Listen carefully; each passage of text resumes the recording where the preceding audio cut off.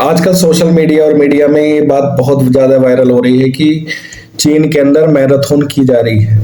Marathon आदमी करते थे अब तक, लेकिन अब ये मैराथन रोबोट्स के लिए है।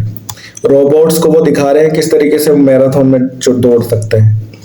तो क्या इससे रोबोट्स की मसल बनेगी, क्या उनकी एंड्योरेंस बढ़ जाएगी? ये दोनों ही नहीं होगा, बल्कि रोबोट्स खराब होते हैं इस तरीके से, क्योंकि रोबोटिक्स उतना ज़्यादा अभी इफेक्टिव नहीं है। लेकिन चीन की पूरी कोशिश है कि वो रोबोटिक्स में अग्रणी बन जाए, नंबर 1 बन जाए। जिस तरीके से वो रोबोटिक्स में अपनी पहचान बना रहा है और नई नई आविष्कार कर रहा है, नई नई चीज़ें बना रहा है, खोज कर रहा है, उससे ये लगता है कि वो अपनी जितनी भी ज्ञान, जितनी भी नॉलेज, जितनी भी समझ उसको है, उसका पूरा इस्तेमाल कर रहा है अपनी रोबोटिक पावर को दिखाने के लिए। जिस तरीके से उसने ड्रोन पावर को जो दिखाया था। अब भारत के लिए कंसर्न क्यों है? एक तो भारत R&D में कोई ध्यान नहीं दे रहा, ठीक है।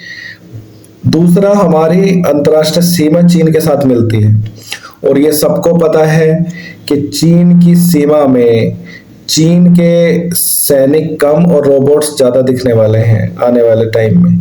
आप देख रहे होंगे सियाचिन बॉर्डर पर या फिर डोकलाम में आपने देखा होगा कि कुछ वीडियो वायरल हुई थी पहले कि वहां पर रोबोट्स लगे हुए हैं दिन रात जो है निगरानी करने के लिए। तो ये रोबोट्स जो वो बना रहा है वो सीधा सीधा हमारी अंतर्राष्ट्रीय सुरक्षा के ऊपर, हमारे अंतर्राष्ट्रीय बॉर्डर के ऊपर ये इम्पैक्ट डालेंगे और कहीं ना कहीं हमारी सिक्योरिटी को ये थ्रेट है।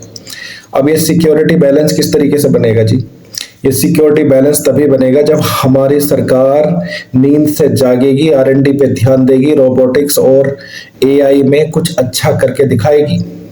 हमारे उद्योगपति जो सिर्फ और सिर्फ मिडिल क्लास का खून चूसने में लगे हुए हैं, वो R&D पर ध्यान देकर कोई नई फैक्ट्री बनाएंगे जिसमें रोबोट्स बनेंगे, जो रोबोट्स हमारी इंडियन आर्मी में सर्व करेंगे। तो ये पावर बैलेंस बन सकता है। आप देख रहे हो किस तरीके से काम होता है। हमारा व्यापारी चाहता है कि चीन से सामान मंगाएं, R&D वगैरह कुछ ना करें, चीन से सामान मंगाओ। चीन से हम कुत्ता सप्लाई कर रहे हैं, बताइए।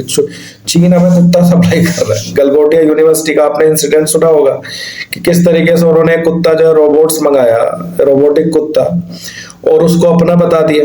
फिर वो सबके सामने जाहिर हो गया कि वो हमारा नहीं था। तो these are the mentality we have. We are just खून चूसो मानसिकता वाले लोग कि हम सिर्फ और सिर्फ प्रॉफिट देखते हैं। भारत देश भाड़ में जाए, इंडियन आर्मी कहीं पर भी जाए, हमें कोई फर्क नहीं पड़ता।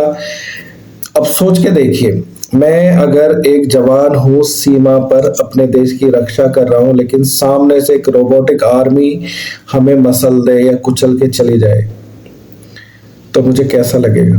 मेरे सामने कोई आदमी भी नहीं है जिससे मैं लड़ सकूं, बराबरी कर सकूं। वो एक रोबोट है, उसको कितनी भी गोली मारो और हमारे जवान उसके सामने खड़े हैं, तो ये पावर बैलेंस कहाँ रहा? हम तो नेगेटिव में चले गए जी। ना हमारे पास अच्छे रोबोट्स हैं, ना अच्छे ड्रोन्स हैं, तो हमारी आर्मी मतलब मरेगी। रोबोट्स मार रहे होंगे हमारी आर्मी को। कितना अनफेयर है ये। और सरकार क्या कर रही है? सोच रही होगी कि कहां से निर्यात करेंगे हम, जबकि हमारे पास सारी टेक्नोलॉजी अवेल हो सकती है। हमारे युवा जो है यहीं पर जो है अपनी फैक्ट्री सेटअप कर सकते हैं। IT से निकल कर, IIT से निकल कर रोबोटिक इंजीनियरिंग में जो पास आउट हो रहे हैं वो बाहर क्यों जा रहे हैं? क्योंकि हमारे यहाँ पर कोई उद्योग उनको सपोर्ट नहीं कर रहा, सरकार उनको सपोर्ट नहीं कर रही, R&D नहीं लगा रहे हम, फैक्ट्री नहीं लगा रहे हम। तो वी आर डूइंग दैट। एक इसरो बनने से, भाभा बनने से कुछ परिवर्तन नहीं आएगा। अब परमाणु बम की लड़ाई नहीं है, अब ड्रोन्स की और रोबोट्स की लड़ाई होने वाली है। आप ड्रोन की लड़ाई तो देख रहे हैं ना, ईरान में किस तरीके से ड्रोन और ड्रोन ही छाए हुए हैं। स्टैंड ऑफ वेपन्स ही सब कुछ है आजकल, और स्टैंड ऑफ वेपन भी चीपर होने चाहिए। आपकी आर्मी नहीं तो खत्म हो जाएगी। Otherwise you know what happens. F-15 मार के गिराया अमेरिका का, और उसको ले जाने के चक्कर में उनका 2 हेलीकॉप्टर उन्होंने मारे, 2 हरकुलिस विमान जो ट्रांसपोर्टर विमान है उनको खत्म करा। उसके बाद एक थंडरबोल्ट नाम का विमान है, उसको उन्होंने मार गिराया। एक पायलट को सेव करने के लिए उनको 6 प्लेन गंवाने पड़े। तो ये आज का वारफेयर है।